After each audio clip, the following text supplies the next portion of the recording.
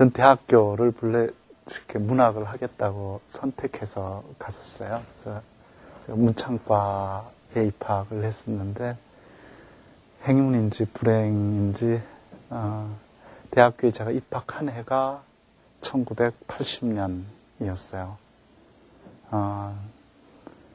서울의 봄이라고 불리던 그 해에 제가 대학교 신입생으로 입학했고, 그리고 나서 제 광주 항쟁이 있었죠. 그러고 나서 이제 사회가 민주화될 거라는 이제 기대들이 물거품이 되면서 전두환 씨가 이제 대통령에 취임하고 우리 사회가 다시 이제 후퇴했을 때 저는 이제 대학생이 됐던 거죠. 그러한 시대 상황이 이제 저로 하여금 문학도의 길에서 한동안 이제 이탈하게 만들었었죠. 제가 학교 다닐 때 이제 길거리 온갖 곳에, 그리고 학교의 파출소에, 육교에 뭐 다 정의사회구현이라고 그렇게 쓰여져 있었어요. 그러니까 가장 부정의한 세력들이 정의의 이름을 이제 사용하던, 그러니까 언어가 유린당하던 시대였죠. 이렇게 이토록 언어가 유린당할 때 한마디의 항의도 할 수 없는 문학이 도대체 어떤 역할을 할 수 있을까 이제 회의스러웠죠.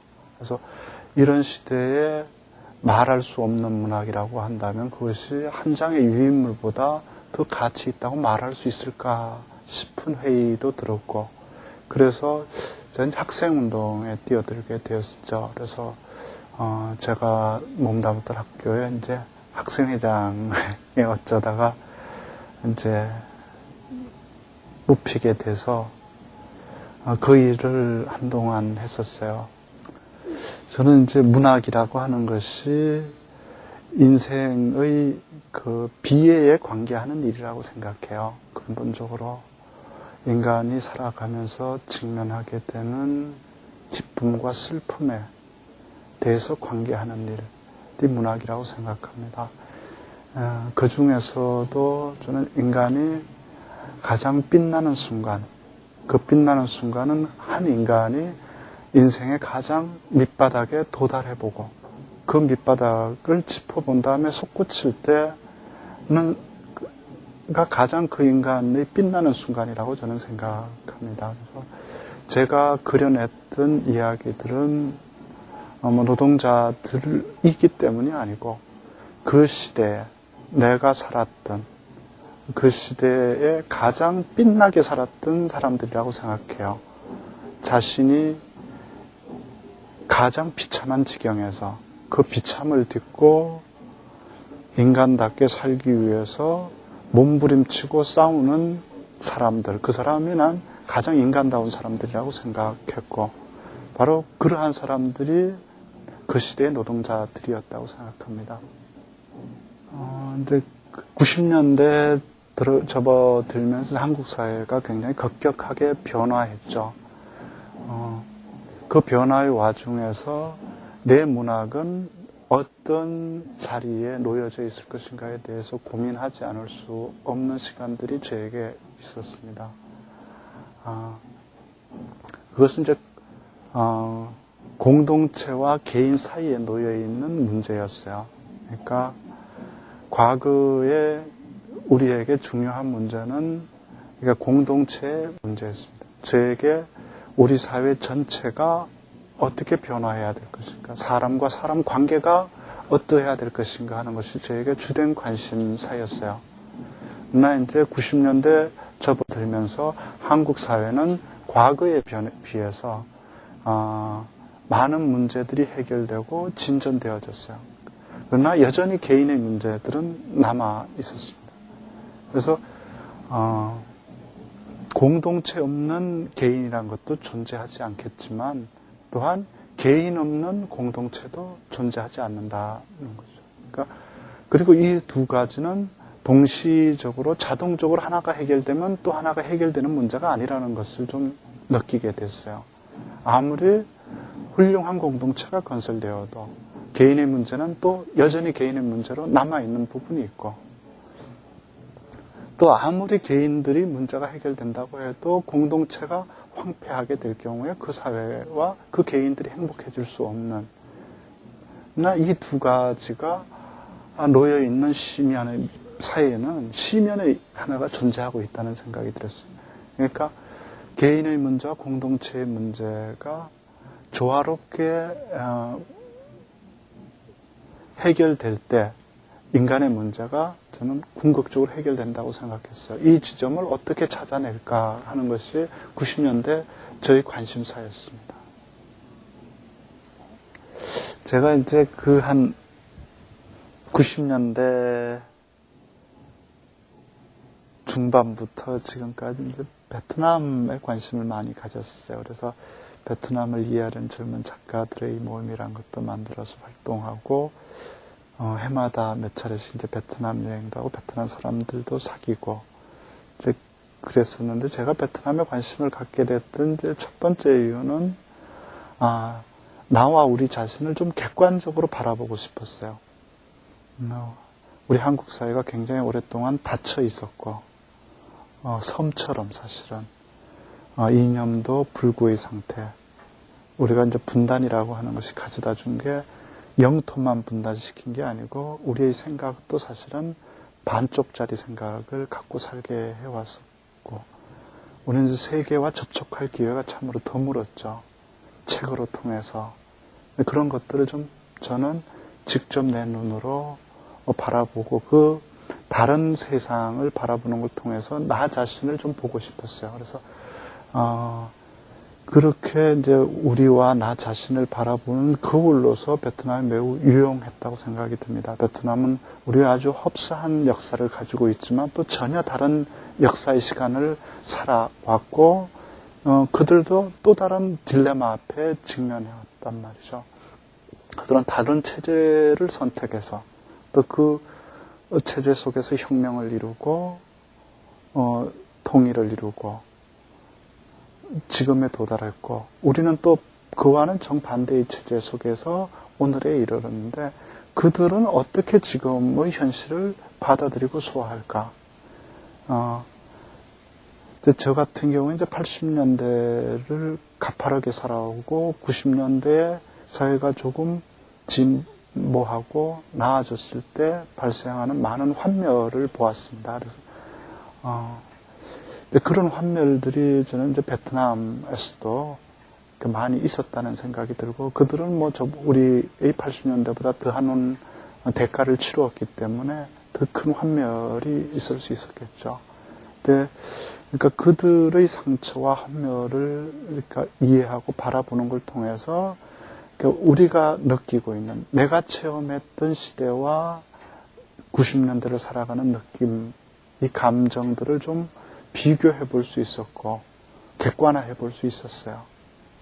그래서 그러한 과정을 통해서 그것이 인생이 지닌 불가해함이 있고 인생은 체제의 그 이념 또 그 이념을 제도화한 체제 이것으로 규정될 수 없는 내부의 힘에 근거한다는 생각들을 많이 가질 수 있었어요. 그래서 인간이 어떻게 자기 내부에 있는 힘들을 잃지 않고 변화하는 시대 속에 어연히 그것을 간직하면서 대응해 나갈 수 있는가 이것이 중요한 문제라고 생각했습니다. 그래서 뭐 이런 말을 좀 오래 기억하고 있습니다. 머릿속에서. 그러니까 내 안에 불변하는 것으로 만변하는 세계에 대응해야 한다. 그러니까 우리가 세상이 변화하는 것을 부인하거나 또 그것을 부정적으로 바라볼 것이 아니라 그 만변해 가고 있는 세상에 대해서 내가 가지고 있어야 할 불변의 것이 무엇인지를 잊지 않는 것이 중요한 것이지 세상이 변화하지 말기를 바라는 것은 정말 거꾸로 된 생각이라는 것을 알 수 있었어요. 그래서 그런 이제 내 안에 있는 우리 안에 있는 보석들을 스스로 쉽게 버리지 않는 것 중요한 것은 이제 그거라는 생각을 했어요. 우리가 1980년도에 이제 대학 다녔던 사람들이 읽었던 필독서 중에 하나가 이제 사이공의 힘옷이라는 책이 있었어요. 그러니까 독재 정권에 맞서서 싸우는 이제 사이공의 대학생들의 얘기였어요. 이제 그 책 읽으면서 굉장히 강한 인상을 받았습니다. 아마 그건 저만이 아니고 그 시대 80년대 초반을 아마 젊은 나이에 살았던 사람들이 그랬을 텐데 그때 이제 좋은 시대가 오면 베트남에 한번 가보고 싶다는 생각을 했어요. 근데 그때만 해도 우리가 뭐 공산주의 국가인 베트남에 가볼 수 있을 거라는 상상도 할 수 없었죠. 그런 시간이 오리라고 기대도 못했었고 이제 막연히 그런 생각을 했었는데 이제 90년대 아까 얘기했듯이 좀 다른 시대가 전개되고 그래서 다른 거울을 하나 찾아보고 싶기도 했고 또 그때 마침 이제 그 전까지만 해도 해외여행이라는 게 참 어려울 때였죠. 근데 그때 와서 이제 그런 것이 풀리고 이렇게 자유롭게 갈 수 있게 되었을 때 제가 최초의 이제 해외여행을 하게 된 나라가 베트남이었습니다. 그때 받았던 첫인상이 굉장히 강렬했었어요. 그래서 이제 그 여행 다녀오면서 만들었던 게 이제 우리 베트남을 이해하려는 젊은 작가들의 모임이었는데 그 이름 속에 이제 우리의 태도들이 좀 담겨 있죠. 그러니까 베트남을 사랑하는도 아니고 베트남을 좋아하는도 아니고 연대하는도 아니고 이해하려는 그러니까 우리가 아주 겸손하게 타자를 이해하고자 하는 태도 그리고 이제 무슨 회도 아니고 우리 모임이라고 하는 최대의 소박함을 가진 이렇게 겸손하고 소박한 이제 모임을 하자 그래서 그때 베트남 여행을 같이 갔던 사람들이 그 중심이 돼서 만든 조직이 베트남을 이해하려는 젊은 작가들의 모임이었죠. 그래서 그 모임은 운영 형태도 아주 독특했어요. 지금도 회원들이 누구인지 정확치 않습니다. 그래서 오면 회원이고 그 모임에 안 나오면 회원이 아닙니다. 그래서 다른 우리가 80년대 조직들을 참 많이 했었는데 그것과 거꾸로 하자고 그랬어요. 그래서 다른 데 같으면 안 나오면 벌금을 매기거나 이러는데 여기는 안 나오면 회비를 안 내고 나오는 사람만 회비 내는 그래서 철저하게 자발적이고 이렇게 소박하고 겸손한 모임을 하자 그래서 만들어서 운영 지금 이제 벌써 한 10년이 지났네요. 저는 이제 문학이 갖는 가장 큰 힘은 문자로부터 나온다고 생각합니다. 그러니까 문자는 인간이 표현해낼 수 있는 가장 고도의 정치한 표현 수단입니다.